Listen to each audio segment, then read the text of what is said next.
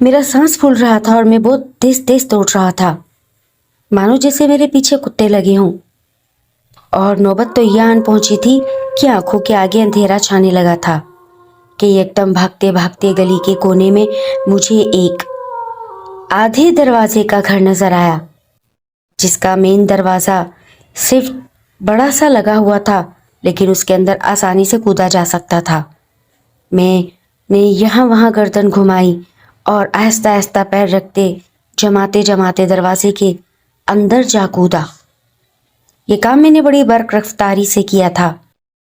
पूरा घर अंधेरे में डूबा हुआ था।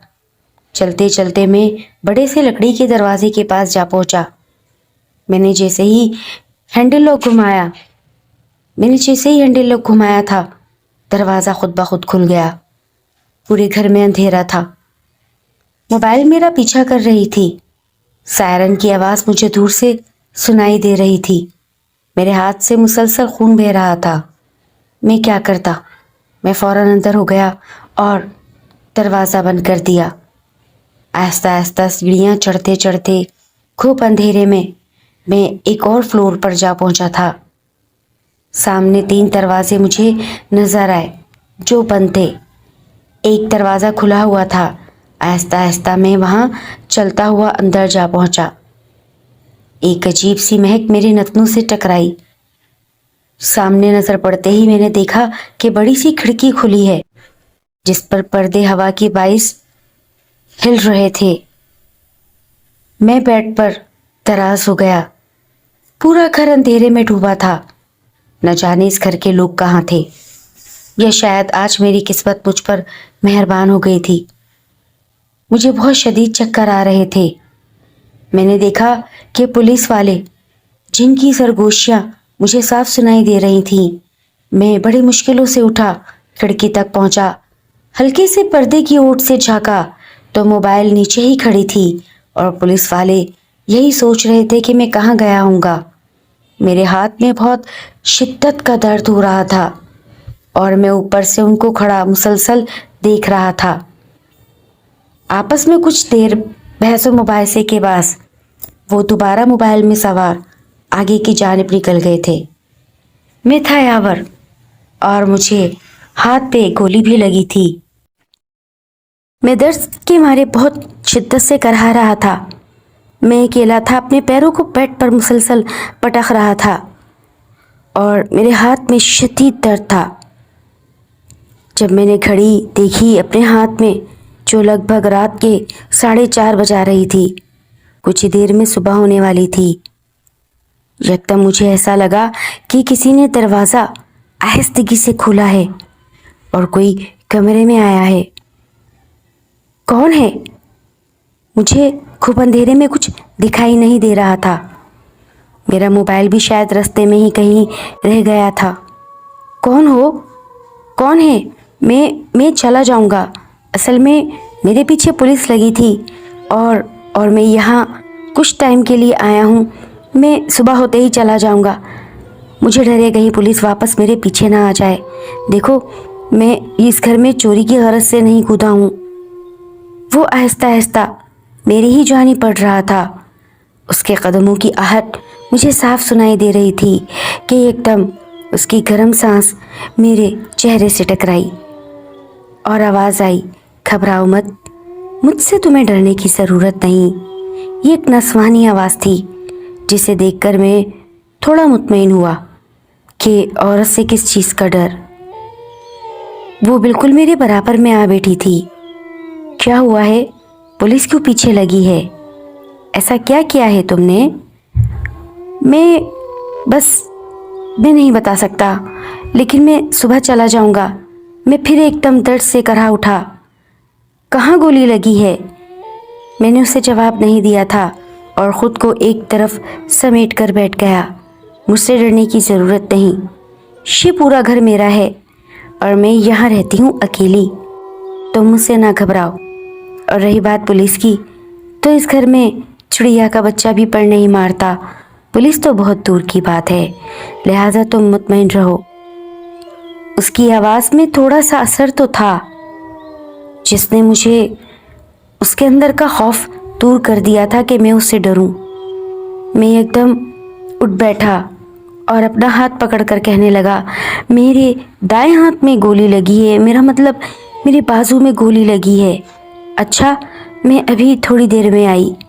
इतना घुप अंधेरा था कि मुझे उसका ना चेहरा दिखाई दिया, और वो कौन थी, कैसी थी, क्या थी, मुझे कुछ दिखाई नहीं दे रहा था। बस एक खिड़की ही तो खुली थी, और आज तो शायद चांद भी आसमान पर ना निकला था। ये एक स्याह काली रात थी। मैंने दोबारा अपनी घड़ी की जानिब नज़र घुमाई। 4:45 हो रहे थे। अजान होने में शायद थोड़ी ही देर बाकी थी। थोड़ी देर ना गुजरी थी कि वो वापस कमरे में दाखिल हुई। उसने अब तो दरवाज़ा भी बंद कर दिया था। आप दरवाज़ा क्यों बंद कर रही हैं? डरो मत, मुझसे डरने की क्या ज़रूरत है? डरना तो इंसानों से चाहिए जो एक दूसरे को नुकसान पहुंचाते हैं। देखो ना, तुम्हें कैसा नुकसान पहुंचाया है, तुम्हारा किस कदर खून बह रहा है। तुम थोड़ा खड़े हो, बैठ के नज़दीक आओ, खिड़की के पास। मैं तुम्हारा बाजू देखना चाहती हूँ। आपको क्या नज़र आएगा इतने अंधेरे में? मैं देख सकती हूँ। आप आ जाओ। गालिबन आपका नाम क्या है? वो लड़की आहिस्तगी से मेरे पास आकर बोली। मेरा नाम, मैं अपना नाम ही भूल गया था क्योंकि मेरे औसान ख़ता हो रहे थे। मुझे एक अजीब सी महक आ रही थी, ऐसी महक जो कि मैंने कभी सूंघी ही ना थी। उस लड़की ने मेरा हाथ पकड़ लिया था। उसका ठंडा बर्फ हाथ जिसने मेरे जिस्म में सनसनाहट पैदा कर दी थी। एकदम मैंने उससे अपना हाथ छुड़ा लिया। आप प्लीज़, आप वैसे ही देख लीजिए, मुझे कुछ घबराहट सी हो रही थी। अगर तुम डॉक्टर के पास जाते तो क्या उससे भी यही कहते? मेरे मुंह में तो जवाब ही ना था। मैं अब खामोश हो गया था। मैंने टी शर्ट पहन रखी थी, हाफ बाजू वाली। यहाँ गोली लगी है, शायद लगी है या छूकर गुजर गई, मुझे कुछ नहीं मालूम। अच्छा, तो घबराते क्यों हो? साइड पे खड़े हो जाओ। उस लड़की ने मुझे खड़ा कर दिया था। अब मुझे ऐसा महसूस हुआ जैसे वो मेरे करीब आ गई हो। उसने हाथों से बाजू से मेरी शर्ट का कपड़ा ऊपर किया और अपने होंठ उस जगह पर रख दिए जहाँ पर मुझे पिस्तौल लगी थी, जहाँ पर मुझे गोली लगी थी। मैं बहुत बुरी तरीके से चीखा था। मुझे उसके दांत अंदर गड़ते हुए महसूस हुए और मैं नीम बेहोशी की हालत में जा पहुंचा था कि एकदम उसने अपने आप को मुझसे दूर किया। ये रही गोली, हाथ लाओ। मैंने बायां हाथ आगे किया। उसने मेरी हथेली पर एक गोली निकाल के रख दी। मैं खौफ के मारे कांपने लगा। तुम कौन हो? वो हंसी। तुम्हें मुझसे डरने की ज़रूरत नहीं, अपनी मदद समझो और अब बैठ जाओ, मैं भी थोड़ी देर में आती हूँ। थोड़ी ही देर में वो वापस आई। उसकी चाल मुझे चलती हुई भी महसूस ना होती थी। न जाने वो घसीट कर जा रही थी या क्या कर रही थी। ये रात कब ख़त्म होगी, कब सुबह होगी, कब मैं यहाँ से जाऊँगा? मेरा ज़मीर अंदर ही अंदर मुझे मलामत कर रहा था। ये तू कहाँ फंस गया? इतने अंधेरे और इतने खौफनाक घर के अंदर ये अकेली लड़की कोई साइंसदान है या डॉक्टर? वल्लाहु आलम। अजीबोगरीब वसवसों ने मुझे घेर रखा था। थोड़ी ही देर बाद वो आई तो उसके हाथ में शायद कोई कपड़ा था। उसने बहुत मजबूती से मेरे बाजू को बांध दिया और कहा, अब तुम आराम करो, सुबह होते ही यहाँ से चले जाना। लेकिन देखो, आइंदा कभी इस घर में ना कूदना ना आना, वरना जो आज हुआ है वो आइंदा ना होगा। मैं बेड पर बैठ चुका था और वो जाने लगी। सुनो, बात तो सुनो।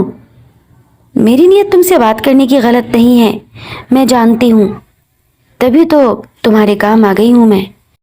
वरना आज तक इस घर में किसी की जरूरत ना हुई कि कोई कूद सके, और अगर जो कोई कूदा है तो वो कभी जिंदा हालत इस घर से ना निकला। पूरा मोहल्ला ये बात जानता है, इस घर पे कोई नहीं आता। तो फिर आप यहाँ, मेरी छोड़ो, मैं तो यहाँ बरसों से रहती हूँ। बरसों से? مجھے اس گھر میں رہتے ہوئے لگ بھگ 30 سال ہو چکے ہیں، لیکن آواز سے تو وہ بہت کم سن عمر کی لگتی تھی۔ اور 30 سال کیا سوچ رہے ہو؟ کچھ نہیں، آپ کی آواز سے تو لگتی ہیں جیسے آپ بہت… ہاں، تم نے صحیح ہی سوچا ہے۔ اچھا بات تو سنو۔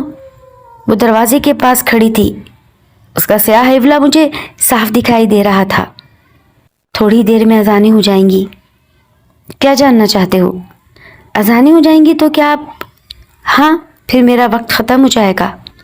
میں تھوڑی ہی دیر کے لیے اس گھر میں آتی ہوں اور پھر چلی جاتی ہوں اپنی دنیا میں۔ کیا مطلب اپنی دنیا میں؟ میں ہمت کر کے اٹھا اور آہستہ آہستہ اس کی جانب بڑھنے لگا۔ وہیں رک جاؤ، میرے پاس آنے کی ضرورت نہیں ہے، میں ہی تمہارے پاس آ جاتی ہوں۔ پلک جھپکتے وہ میرے سامنے کھڑی تھی۔ مجھے تو اس کا چہرہ دکھائی ہی نہیں دے رہا تھا۔ یہ میرا گھر ہے اور میں یہاں برسوں سے مقیم ہوں۔ میں اس گھر میں شادی ہو کر آئی تھی۔ میرا شوہر مجھے یہاں تنہا رکھتا تھا۔ وہ اول درجے کا سفاک اور شکی انسان تھا۔ میری خوبصورتی مجھے لے ڈوبی۔ وہ مجھے کسی سے نہ ملنے دیتا، نہ میرے گھر میں کسی کو آنے دیتا۔ تو آپ کے ماں باپ نے… میں نے اس سے بھاگ کے شادی کی تھی۔ میرا اس سے کالج افیئر تھا۔ کچھ ٹائم بعد وہ انجینئر ماسٹر بن گیا اور پھر میرے گھر والے اس سے شادی نہیں کرنا چاہتے تھے کیونکہ ہم پٹھان ہیں اور پٹھان غیروں میں نہیں دیا کرتے۔ میری منگنی تو بچپن میں ہی طے ہو گئی تھی۔ میری بدبختی، میں جان ہی نہ سکی کہ میرا عاشق اتنا سفاک نکلے گا۔ کیا مطلب؟ میں یہاں تنہا رہ رہ کر عاجز آ گئی تھی۔ وہ ہفتوں ہفتوں گھر نہیں آتا تھا اور جب بھی آتا مجھ پر عجیب عجیب الزام لگاتا، مجھے مارتا پیٹتا، یہاں تک کہ میرا ایک حمل بھی ضائع ہوا۔ میں اس کی باتیں بہت حیرت سے سن رہا تھا۔ کچھ ٹائم بعد مجھے پتا چلا کہ اس نے شادی کر لی ہے۔ میں نے اس بات پر بہت مزاحمت کی کہ مجھے یہاں رکھ کر خود شادی کر کے بیٹھ گئے اور جوائنٹ فیملی میں رہ رہے ہو۔ وہ ہنستا اور کہتا، تمہیں سبق سکھانا تھا۔ کیسا سبق؟ پھر اس نے مجھے یاد دلایا کہ میں نے انجانی میں جو غلطیاں کی کالج میں، اس نے اسی چیز کا تو بدلہ لیا تھا مجھ سے۔ اور انتہائی شکی انسان تھا وہ، مجھے مارتا پیٹتا اور یہی نہیں، سگریٹ سے جگہ جگہ سے مجھے جلا بھی دیتا تھا۔ تو پھر اب کہاں ہے وہ بھی اس دنیا سے گزر چکا ہے۔ اور آپ… میں… کیا مطلب؟ میں تو تمہارے سامنے کھڑی ہوں۔ آپ کے شوہر کا انتقال کیسا ہوا؟ کیسے ہوگا؟ میں نے ہی اسے مار دیا۔ کافی مہینوں بعد وہ گھر لوٹا تھا۔ میری حالت بہت خراب تھی۔ میرے گھر کے اندر صرف ایک ملازم تھا جو مجھے کھانا دیتا اور پھر مجھے اندر بند رکھتا۔ میں نے جیسے تیسے اس ملازم کو اپنے ہاتھوں پہ لے لیا تھا۔ یہ بھی ایک بہت لمبی کہانی ہے۔ میں نے ایسے ہی اسے ہاتھوں پہ نہیں لیا تھا، پھر میں نے اس کے ذریعے جو کام کروایا اور پھر میں نے وہ کام انجام دیا اور اپنے شوہر کو اور اپنے آپ کو ختم کر لیا۔ میں نے اس روز چائے میں زہر ملا دیا تھا جب وہ مجھ سے ملنے آیا تھا، کیونکہ وہ باپ بن چکا تھا اور شاید اب مجھے وہ طلاق دے دیتا۔ میں کہاں جاتی؟ اور یہ گھر جو کہ میرے لیے قید خانہ تھا، میں یہاں کی عادی ہو گئی تھی۔ مجھے یہاں رہتے رہتے اس کے ساتھ 2 سال بیت گئے تھے اور اب وہ مجھے چھوڑنے چاہ رہا تھا۔ مجھے یہ بات ملازم نے بتائی تھی۔ تب میں نے حکمت عملی تیار کی اور ملازم کو ہاتھوں میں لے کے کیسے نہ کیسے میڈیکل جا پہنچی اور بس کچھ نہ کچھ کر کے وہاں سے جو میں نے میڈیسنز حاصل کی، میں نے اسے چائے میں ملا کر اپنی اور اس کی زندگی ختم کر لی۔ یہ 2 سالہ بے-رحمانہ زندگی جسے میں عاجز آ گئی تھی، میرے پاس تو کوئی راستہ ہی نہ تھا۔ میں اس کی باتیں سنے جا رہا تھا۔ میں تھک کر زمین پر بیٹھ گیا تھا، مجھے چکر آ رہے تھے۔ پھر کیا ہوا؟ پھر کیا ہونا تھا؟ ملازم، میں اور میرا شوہر، ہم تینوں ہی مارے گئے اور ایک ہفتے بعد ہماری لاشیں اس مکان سے نکلی جو کہ بدبو مار رہی تھیں، اور اس کے بعد سے آج تک 30 سال ہو گئے میں اس مکان میں بھٹکتی ہوں۔ لوگ اس مکان کو بھوتیا ہاؤس بولتے ہیں اور سچی کہتے ہیں یہ میرا مسکن ہے۔ تم آج یہاں آ گئے، لیکن تمہیں مجھ سے ڈرنے کی ضرورت نہیں، کیونکہ تم تو خود ٹھوکر کھائے ہوئے ہو۔ اگرچہ تم ایسے ہوتے یا غلط ہوتے تو شاید آج تمہاری لاش یہاں ملتی صبح لوگوں کو۔ اور سنو، یہ ڈکیتیاں، یہ وارداتیں چھوڑ دو، زندگی اس کا نام نہیں ہے۔ حق حلال کی کمائی کھاؤ اور اپنی ماں کو بھی حق حلال کھلاؤ۔ میں پھٹی آنکھوں سے اس کی باتیں سنے جا رہا تھا۔ اذانیں ہونے لگی تھیں، اس کا حیولہ میری آنکھوں سے غائب ہو چکا تھا اور شاید میں بے ہوش ہو گیا تھا۔ جب میری آنکھ کھلی تو میں نے دیکھا شاید دن ڈھل رہا ہے۔ میں نے آہستہ آہستہ خود کو اس مکان سے نیچے اتارا اور دروازے سے کود چکا تھا۔ محلہ پورا سنسان تھا۔ میں اب آہستہ آہستہ ایک عزم لیے اس گھر سے رخصت ہوا کہ ہر گھر میں کوئی نہ کوئی کہانی ہوتی ہے، اور ایسا بھوتیا گھر جو برسوں سے سناٹے میں ہو، وہاں اتنی دکھی آتما رہتی ہے۔ شاید تنہائی نے اسے اتنا دکھی کر دیا۔ کاش کہ اس کا عاشق جو بعد میں اس کا شوہر بنا اتنا ظالم نہ ہوتا، اتنی شفقت نہ دکھاتا کہ وہ لڑکی نہ جانے اس کا کیا نام تھا کہ زہر کھانے اور دینے پر مجبور ہو گئی۔ میں تمام باتیں سوچے سوچے ایک نیا عزم لیے وہاں سے رخصت ہو گیا تھا، اور میں نے دل میں تہیہ کیا تھا کہ آئندہ کبھی ڈکیتی یا واردات نہیں کروں گا اور عزت سے کمائی کروں گا، کیونکہ میں خود گریجویٹ تھا، کمانا جانتا تھا۔ لیکن دوستوں کی سنگت نے مجھے بگاڑ کر رکھ دیا تھا۔ میں اپنے خواہشاتوں کو پورا کرنے کے لیے بڑے بڑے محلوں میں، مکانوں میں، کوٹھیوں میں وارداتیں کرتا، ملازمینوں کو اپنے ساتھ ملوث کرتا۔ میں بہت گہرا شخص تھا، لیکن اس رات نے میری زندگی بدل دی۔ میں یاور خان بہت شفاق اور ظالم لڑکا تھا۔ میں نے اپنی زندگی میں کئی وارداتیں کی، ہاں کبھی کسی کی جان نہ لی، اور ان وارداتوں میں سے کچھ حصہ اپنی ماں کو اور باقی عیاشیوں میں اڑا دیا۔ لیکن اس ایک رات نے میری زندگی کا نقشہ اور خواب و خیال ہی بدل کے رکھ دیے تھا۔ میں اس لڑکی کا چہرہ نہ دیکھ سکا، لیکن اس کی آواز سے جو معصومیت، سچائی اور تنہائی کا کرب چھلک رہا تھا، وہ سیدھا میرے دل میں جا اترا اور میں اپنی زندگی بدل گیا۔